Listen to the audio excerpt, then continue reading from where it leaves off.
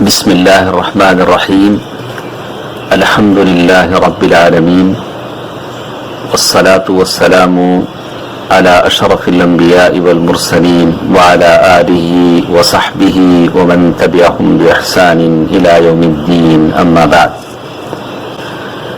محترم حضرات و خواتین، اللہ تبارک و تعالیٰ کے فضل سے، اس کی رحمت سے دلوں کے اعمال کی یہ گفتگو ہمارے ساتھ چل رہی ہے، اور ہم یہ بات جاننے کی کوشش کر رہے ہیں کہ اللہ تبارک و تعالی اخلاص سے بندے کو دنیا میں بھی فائدہ دیتے ہیں اور آخرت میں بھی فائدہ دیتے ہیں. جب دنیا کی باتوں کا ذکر آتا ہے تو کہا کہ اگر آدمی مخلص ہو جاتا ہے، اس کی نیت اچھی ہو جاتی ہے، تو سارے معاملات اچھے ہو جاتے ہیں.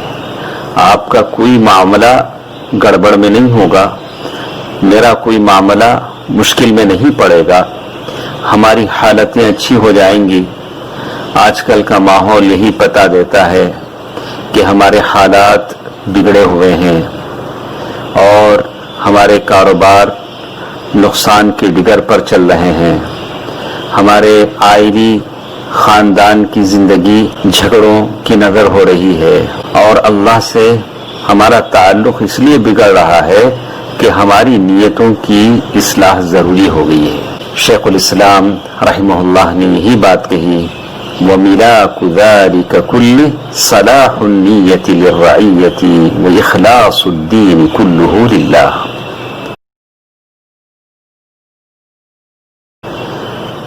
تو اس ساری چیزوں کا مجموعہ یہ ہے کہ جو رولر ہے، جو قوموں کو گائیڈ کرتے ہیں، جو قوموں کی سرداری کرتے ہیں، وہ لوگ اس معاملے میں اپنی نیت کو اچھا کر لیں. وہ تمام لوگ جن کو اللہ تعالیٰ نے ذمہ دار بنایا ہے، کسی کا، کسی چیز کا، کسی ادارے کا، کسی جگہ کا، چند مسلمانوں پر، وہ اخلاص الدین کلہ للہ، اور سارا دین اللہ کے لیے مخلص کر دیں اور اسی پر بھروسہ کریں. اس لیے کہ اخلاص اور اللہ پر بھروسہ یہ ساری چیزوں کی بنیاد ہوتی ہے کہ چیز اسی سے سدھرتے ہیں، ایک اخلاص سے اور دوسرا اللہ پر بھروسے سے.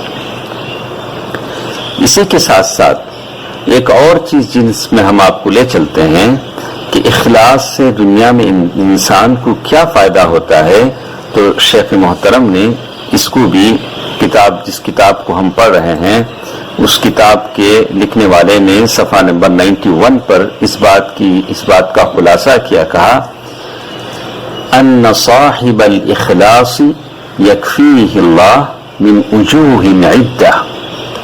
اخلاص جو آدمی حاصل کر لیتا ہے، اپنے دل میں اتار لیتا ہے، اب ہر طریقے سے اللہ اس کے لیے کافی ہو جاتا ہے. اب اسے ادھر ادھر دیکھنے کی ضرورت نہیں، اس لیے کہ مخلص ہے. اللہ تبارک و تعالی سارے لوگوں کے معاملات کے لیے کافی ہو جاتے ہیں. اب اسے کوئی نقصان نہیں پہنچے گا، کسی سے کسی نقصان کی اسے ڈر نہیں ہے اگر وہ مخلص ہے.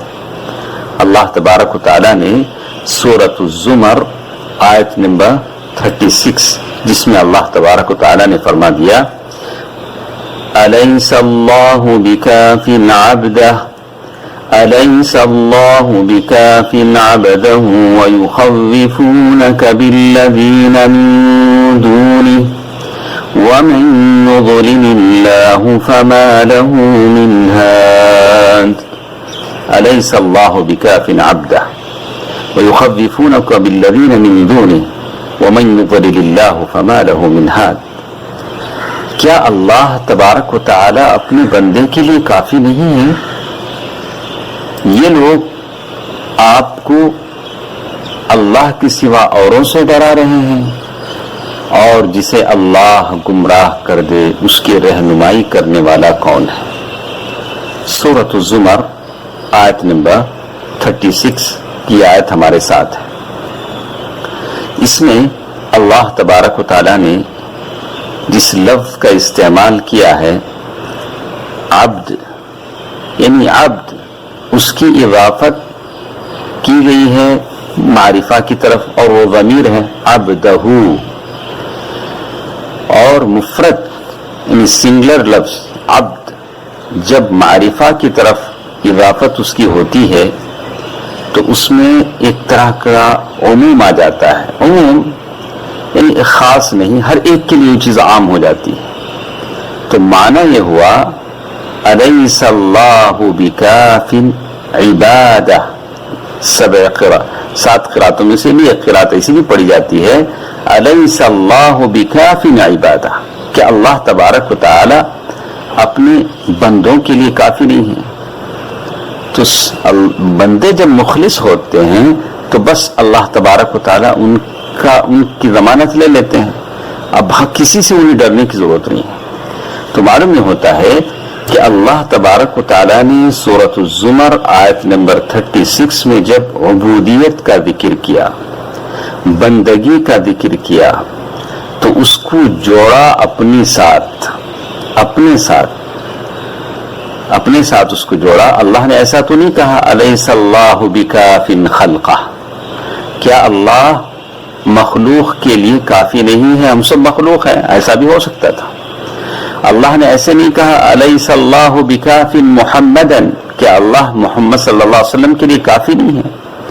بلکہ اللہ نے یہ الفاظ کہے الیس اللہ بکاف عبدہ، تاکہ یہ اس بات پر دلالت کرے کہ کفایت عبودیت کو بجا لانے میں. کتنے مسلمان ایسے ہیں آج ہم اس ملک میں کتنی کثرت کے ساتھ بستے ہیں، لیکن کتنے مسلمان ہیں جن کی پیشانیاں اللہ تبارک و تعالیٰ کے بارگاہ میں جھکتی ہیں. صحیح معنی میں اللہ تبارک و تعالیٰ کی بندگی یہ لوگ بجا لاتے ہیں، اللہ تبارک و تعالیٰ کی صحیح معنی میں یہ لوگ عبادت کرتے ہیں. اس سلسلے میں ایک اور بات آپ دیکھیں گے کہ اللہ نے العبودیہ کہا کہ اصل چیز عبودیت ہے. اگر جتنی تعداد میں لوگ بستے ہیں، اگر صحیح معنی میں اللہ تبارک و تعالیٰ کی اخلاص کے ساتھ عبادت کر لیں، پھر اللہ تبارک و تعالیٰ ان کی ایسی مدد کرے گا جیسے اللہ تبارک و تعالیٰ نے وعدہ کیا ہے. عامر الشعبی کہتے ہیں کہ عمر رضی اللہ تعالیٰ عنہ نے ابو موسیٰ اشعری رضی اللہ تعالیٰ عنہ کو یہ خط لکھا. اس خط میں امیر المؤمنین نے کیا لکھا؟ من خلصت نیته فی الحق ولو علی نفسه کفاہ اللہ ما بینہ وبین الناس. جس کی نیت خالص ہو جاتی ہے حق کے معاملے میں، سچائی کے معاملے میں، اللہ اس کے اور لوگوں کے درمیان کافی ہو جاتا ہے. آدمی نیت کو اچھا بنا لیتا ہے تو اللہ اس کے اور لوگوں کے درمیان کافی ہو جاتا ہے. وَمَن تَزَيَّنَ لَهُم بِمَا لَيْسَ فِي قَلْبِهِ شَانَهُ اللَّهُ. اگر آدمی ظاہری طور سے، اس کی دل میں تو نیت نہیں ہے، ظاہری طور سے لوگوں کے لیے بڑا ہی متورع بن جاتا ہے، بزرگ بن جاتا ہے، تو اللہ اسے ذلیل اور رسوا کر دیتے ہیں. آدمی کو بچنا چاہیے، ظاہر اور باطن کے سدھار کی فکر کرنا چاہیے. انشاءاللہ اسی کے تعلق سے کچھ باتیں کل کے درس میں ہمارے ساتھ رہیں گی. اللہ تبارک و تعالی بہتر بات سننے اور عمل کرنے کی توفیق دے. آمین. والسلام علیکم ورحمۃ اللہ وبرکاتہ.